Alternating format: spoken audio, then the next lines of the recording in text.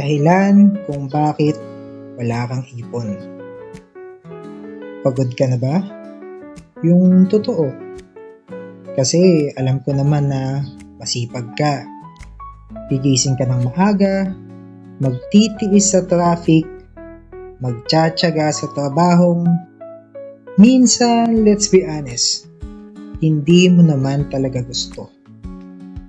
Lahat yan para sa sahod. Pero ang tanong, saan napupunta?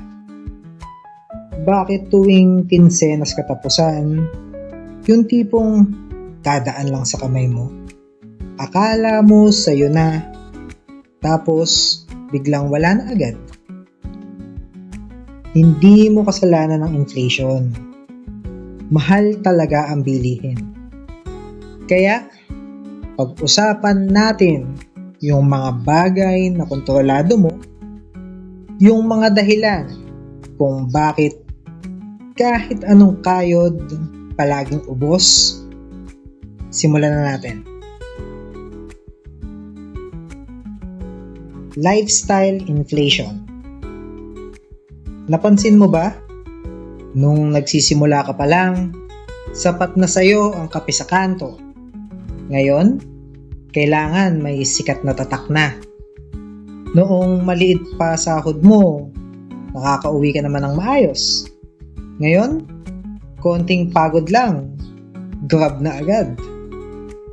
Habang tumataas ang kita mo, hinahayaan mong tumaas din yung mga gusto mo. Akala mo mababawasan ng stress pag lumaki ang sahod? Hindi. Nadadagdagan lang ang pangbayad mo.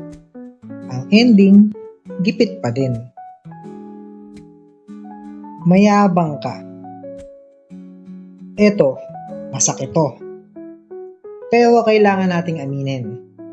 Mayabang ka. Hindi yung yabang na nanlalait ng tao, kundi yung yabang na kailangan laging okay sa paningin ng iba.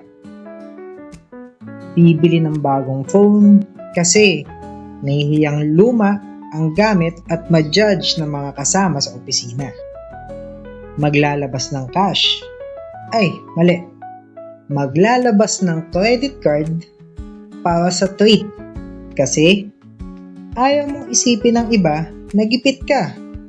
Swipe dito, utang doon, para lang makapagyabang.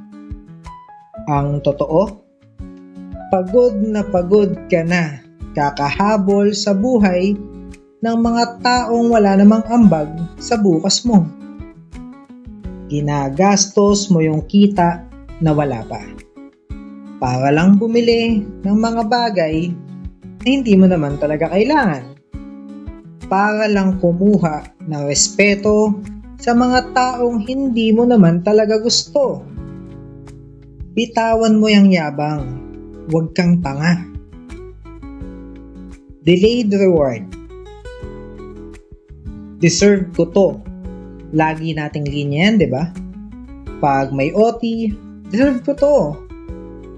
Bad trip si boss, deserve ko to.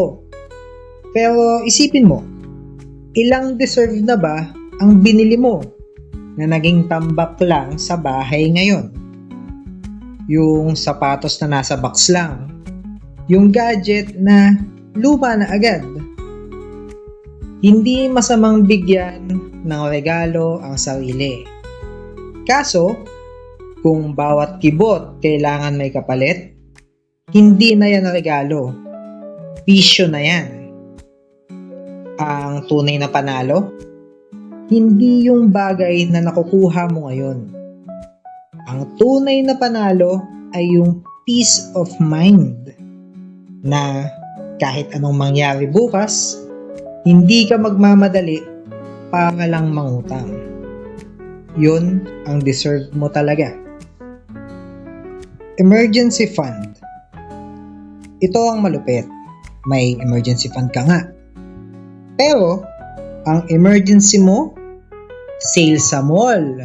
O kaya, emergency kasi may biglaang gala ang tropa.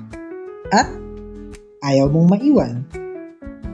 Ang emergency, yung nawalan ka ng pinagkakakitaan. May nagkasakit o may kailangang ayusin sa bahay. Pero kapag yung fund mo ay nagagamit mo sa mga gusto lang, hindi yan emergency fund. Diskarte fund lang yan para sa luho mo. Kapag wala kang disiplina sa kung ano ang tunay na kailangan, hindi ka makakaipon. Kasi lagi kang makakahanap ng butas para buksan ang alkansya mo. Kaya ka nahihirapan mag-ipon. Kasi wala kang malinaw na bakit. Pag ang ipon mo ay para lang may maipon, ang daling gastusin yan.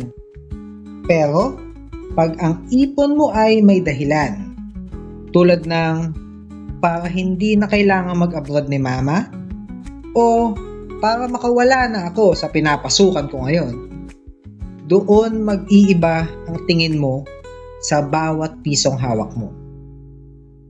Hindi ito tungkol sa pagiging matipid lang. Tungkol ito sa pagpili sa sarili mo. Kaya mo yan. Hindi kailangang biglaan. Magsimula ka lang ulit ngayon, hindi para sa iba, kundi para sa'yo. Madaling manood ng mga ganitong video. Madaling sumang-ayon habang hawak mo yung phone mo. Pero pag off mo nito, paglabas mo ng pinto, nandoon ulit yung tukso. Nandoon ulit yung bigat na kailangang sumabay sa iba. Ang pag-ipon, hindi yan tungkol sa math.